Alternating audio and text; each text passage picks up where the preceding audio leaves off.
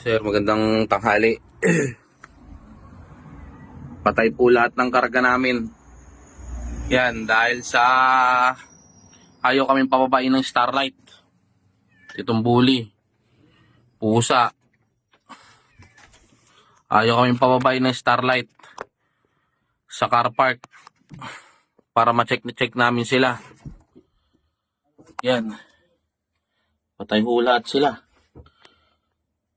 First time mangyari sa akin to. Patay lahat ng karga ko. First time din sumakay sa Starlight. Ngayon lang. First time din sumakay sa Starlight. Na ganito pala. Ayaw kami pababain sa car parks. Paano kaya to? Pati mga Shih Tzu. Patay. Yan.